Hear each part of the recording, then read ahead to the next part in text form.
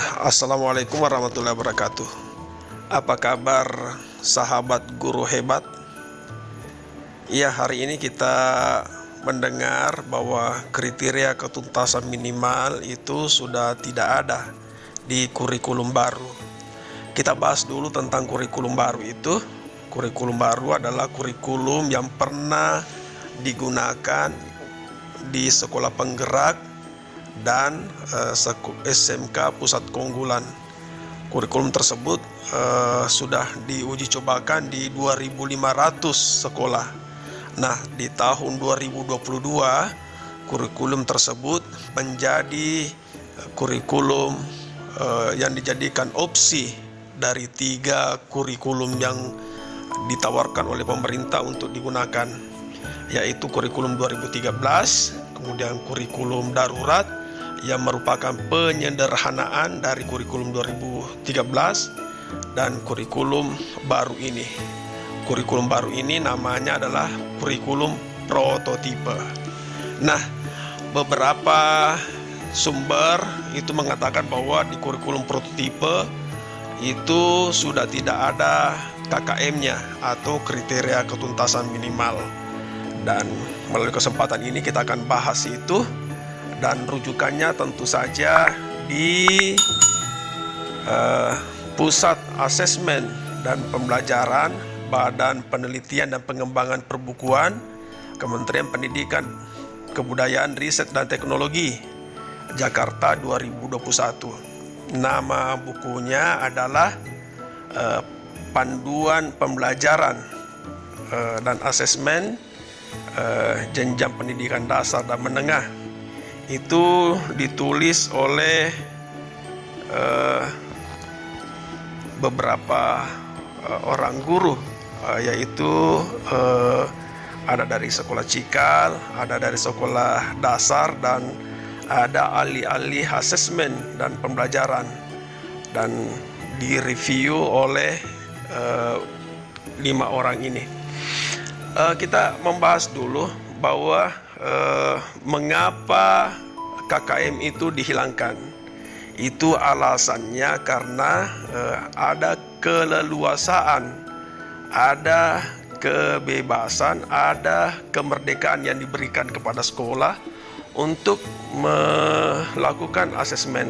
Dan kita melihat paradigmanya, asesmen tersebut ada 8, dan dari 8 itu yang membahas tentang KKM itu ada di poin ke-6. Coba kita buka, mudah-mudahan di halaman ini kita akan menemukan jawabannya.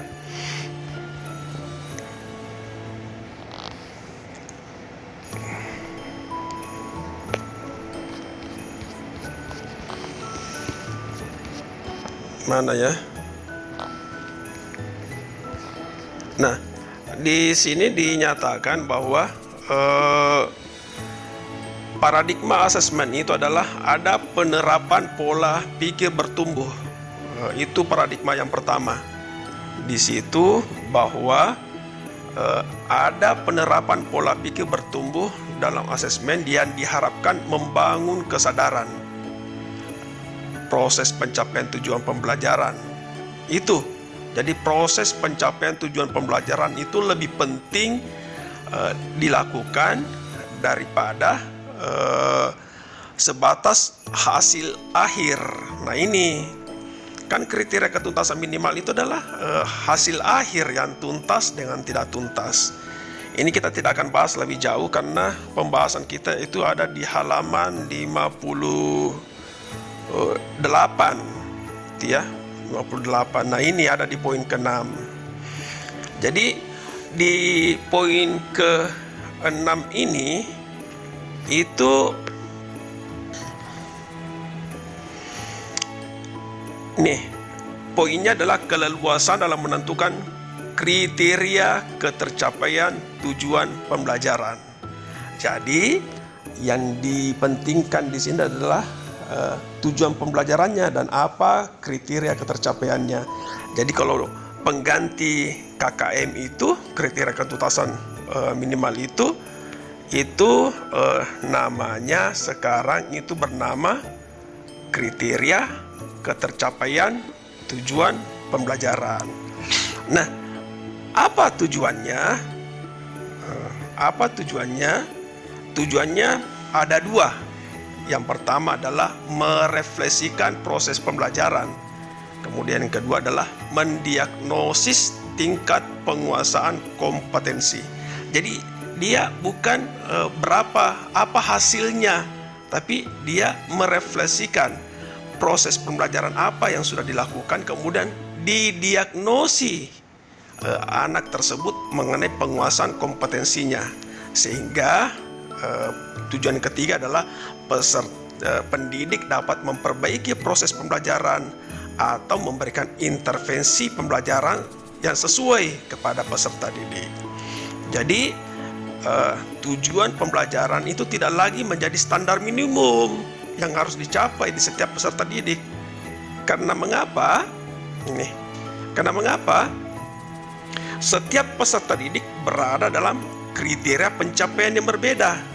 Ada yang 70 misalnya, ada yang 80, ada yang 90. Dan itu hanya sebatas sumber informasi atau data bagi pendidik untuk menentukan tingkat lanjut penyelesaian pembelajaran sesuai kondisi peserta didik. Ini tentu saja kalau sudah seperti ini, tentu kita akan bertanya-tanya, loh kalau begitu bagaimana kenaikan kelasnya?